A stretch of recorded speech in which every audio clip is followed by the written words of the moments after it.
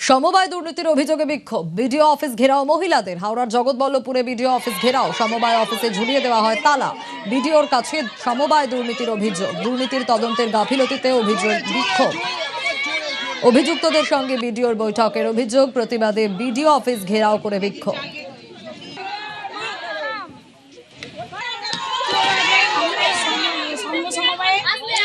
অনেক দিন ধরেই দুর্নীতি চলছে, তার কারণ আমরা প্রতিবাদ করেছি, কিন্তু কোনোদিনই কোনো কেউ মাথা ঘামায়নি। আমাদের অঞ্চলের প্রধান বলো উপপ্রধান বলো কেউ মাথা ঘামায়নি। আমাদের কাছে খাতা যখন এসে পৌঁছালো দেখলাম যে 4 বছর 5 বছর করে খাতা সারা হয়নি। তাহলে তারা টাকাগুলো নিয়ে গিয়ে কি করেছে? প্রত্যেকটা মেয়েদের লোনের বই আটকে রেখে দিয়েছে, দেবে না। সঙ্গের ঘর আমরা বন্ধ করেছি বলে এই সব দিক থেকে আমরা যখন মঙ্গলবারে বিডিও সাহেবের কাছে এসেছিলাম, বিডিও সাহেব আমাদের সঙ্গে খুব বাজে ব্যবহার করে আমাদেরকে বার করে দিয়েছে। আমরা চাইছি সংঘ সমবায়ের প্রত্যেকটা কমিটি চেঞ্জ হোক, স্বচ্ছভাবে কমিটি করুন।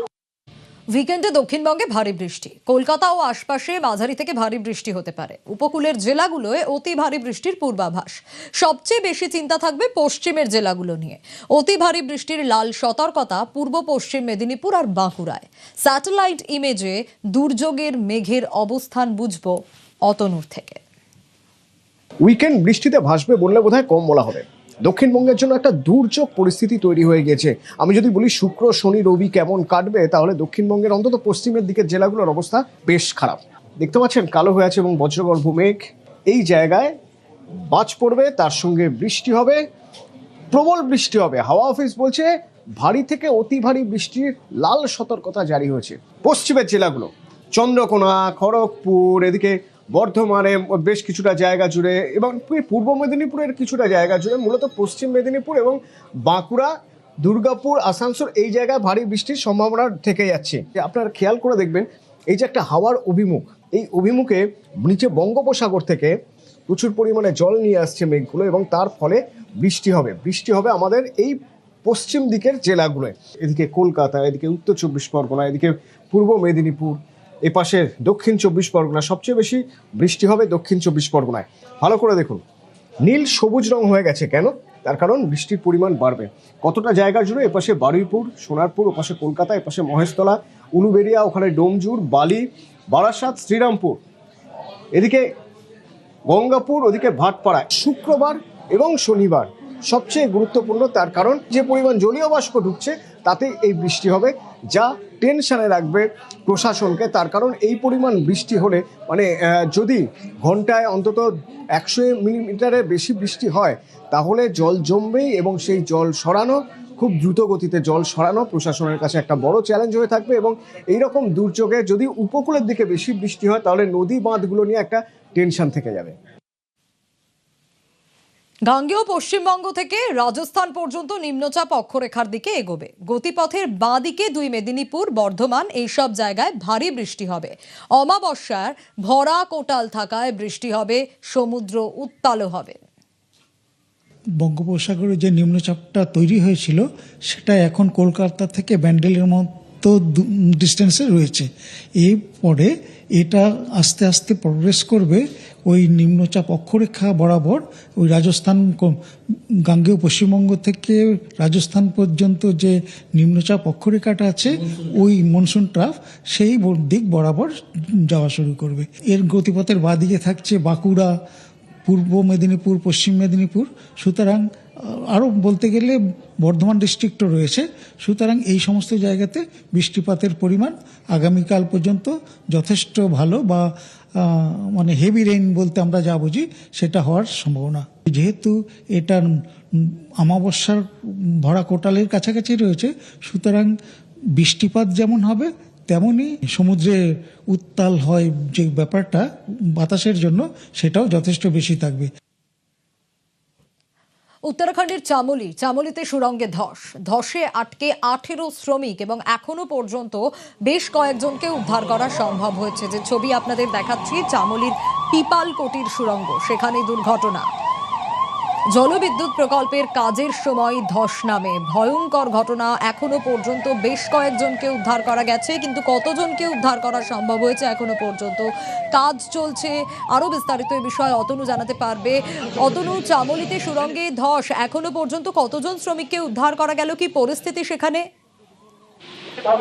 চামুন্ডিতে বিষ্ণুগড় পিপালকোটি এটি একটি জলবিদ্যুৎ প্রকল্প। এই জলবিদ্যুৎ প্রকল্পের কাজের জন্য টানেল ফোড়া হচ্ছিল। এখানে এই সুড়ঙ্গের কাজ অনেক দিন ধরে চলছে। এর আগেও এই সুড়ঙ্গের কাজ করতে গিয়ে 2025 ডিসেম্বরে একটা দুর্ঘটনা ঘটে, তবে সেখানে কোনো প্রাণহানির ঘটনা ঘটেনি। এবারের এই দুর্ঘটনায় এখনো পর্যন্ত বিপুল পরিমাণে জল ঢুকে যায় হঠাৎ করে টানেলে যখন কাজ চলছিল, এবং তখন 18 জন শ্রমিক তখন তার ভিতরে কাজ করছিলেন। সেই সময় একদিক থেকে ধস আর একদিক থেকে জল, তাতে আটকে পড়ে যান তারা। দ্রুত উদ্ধারের ব্যবস্থা করা হয়েছে এবং 8 জনকে উদ্ধার করা সম্ভব হয়েছে, কিন্তু 8 জনকে উদ্ধার করা হয়েছে, কিন্তু বাকি 10 জনকে এখনো পর্যন্ত উদ্ধার করা সম্ভব হচ্ছে না। প্রথমত বিপদকালীন পরিস্থিতি, এখন আলো নেই, আলো একটা বড় ফ্যাক্টর এই সময়। দ্বিতীয়ত আবহাওয়া, এটা আরো একটা বড় ফ্যাক্টর। এই দুটো ফ্যাক্টরের জন্য এখন উদ্ধার কাজ বেশ কিছুটা গতি স্লথ হয়ে গিয়েছে, কিন্তু আশা ছাড়ছেন না যারা উদ্ধার করার জন্য সেখানে রয়েছেন, তারা স্থানীয়দেরও সাহায্য নিচ্ছেন।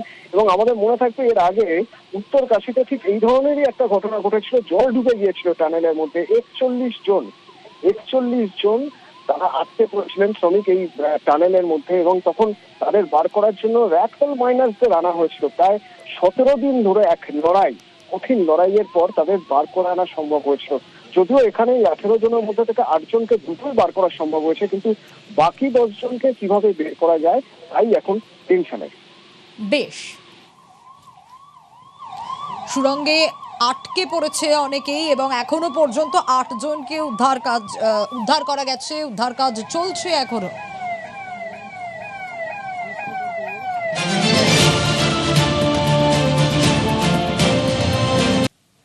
নজর রাখবো খড়গপুর আইআইটিতে ছাত্রের রহস্য মৃত্যু। 3 তলা থেকে পড়ে অঙ্কিত শর্মার মৃত্যুর খবর পাওয়া যাচ্ছে, কিন্তু কিভাবে মৃত্যুর ঘটনা, কেন ঘটলো এই ঘটনা, আরো বিস্তারিত এই বিষয়ে জানাতে পারবে শঙ্কর রয়েছে আমার সঙ্গে। শঙ্কর, এখনো পর্যন্ত তদন্তে কি জানা যাচ্ছে? ওখানে জানা যাচ্ছে যে মেকানিক্যাল ডিপার্টমেন্টের 2য় বছরের ছাত্র, এই ছাত্রের রহস্য মৃত্যু হয়েছে। তার কারণ হচ্ছে যে নালন্দা কমপ্লেক্স থেকে নাকি 3 তলা থেকে পড়ে গিয়ে তার মৃত্যু হয়েছে। তবে ঠিক কি কারণে মৃত্যু তা নিয়ে একটু ধোঁয়াশা রয়েছে। সেই ক্ষেত্রে খড়গপুর টাউন থানার হিজলি ফাঁড়ি পুলিশ ইতিমধ্যে তদন্ত শুরু করেছে। অতিরিক্ত পুলিশ সুপার ঘটনাস্থলে পৌঁছেছে, গোটা ঘটনার তদন্ত শুরু করেছে যে এই পড়ে গিয়ে মৃত্যু না অন্য কোনো কারণ রয়েছে খতিয়ে দেখছে পুলিশ। বেশ, এই যে রানা রউফের কথা বলছি আপনাদের, এই রানা রউফ পাক সেনায় যোগ দিতে চেয়েছিল। 2004 সালে পাক সেনায় যোগ দেওয়ার পরীক্ষা দেয় সে। পাক সেনার পরীক্ষায় পাশও করে, তবে মেডিকেল টেস্টে পাশ করতে পারেনি রানা। 2012 সালে নেপালে যায় রউফ। নেপালে শিলু নামের তরুণীকে বিয়ে করে। 2012 থেকেই আইএসআই এর সঙ্গে যোগাযোগ রানা রউফের।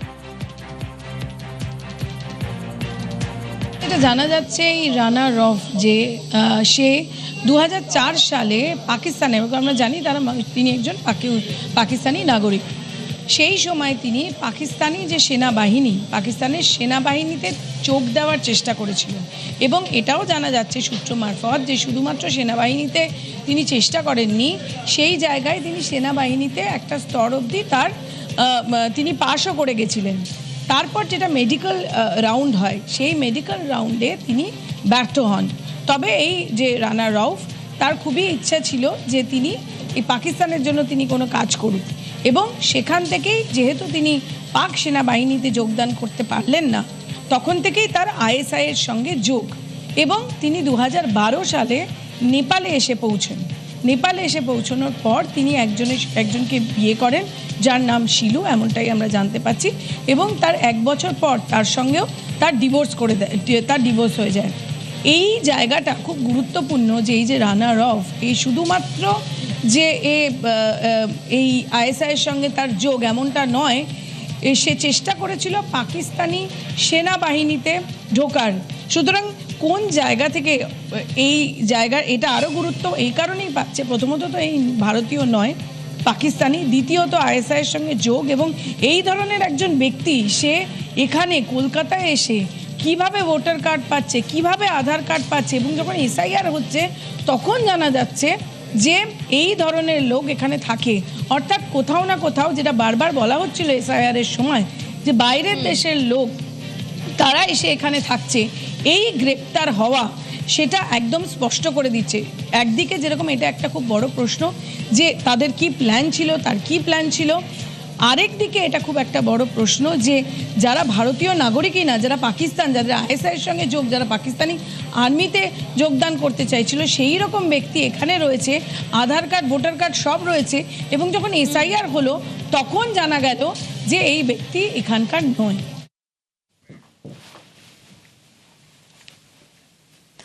এসআইআর এর ছাকনির জ্বালা পগার পার হওয়ার আগেই এসটিএফ এর জালে পাকিস্তানি এজেন্ট।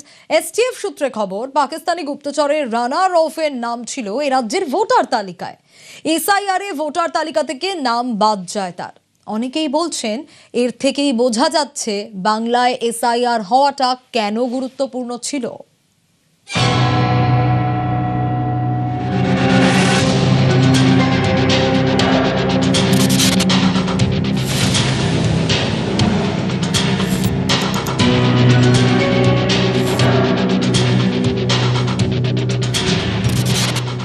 রানা রৌফ পাকিস্তানি গুপ্তচর সংস্থা আইএসআইয়ের চর।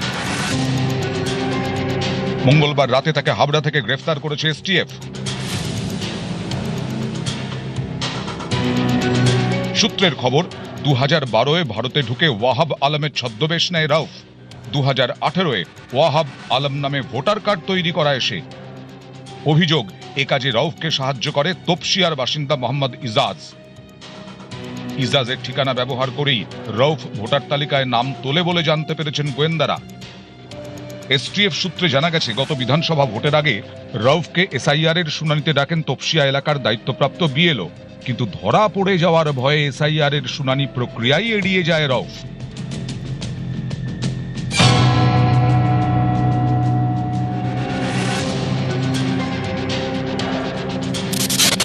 এসআইআর এর ছাঁকনিতে ভোটার তালিকা থেকে বাদ যায় পাকিস্তানি গুপ্তচরের নাম।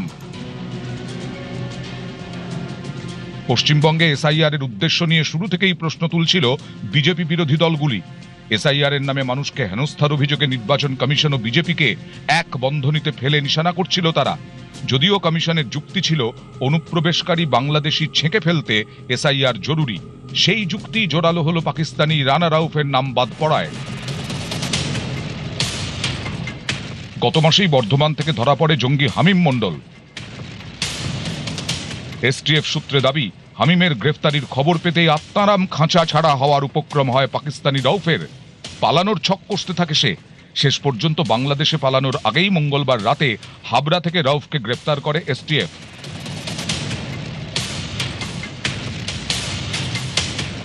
এখন বড় প্রশ্ন, ভোটার তালিকায় নাম তুলতে ইজাজ ছাড়া আর কারা সাহায্য করেছিল রৌফকে?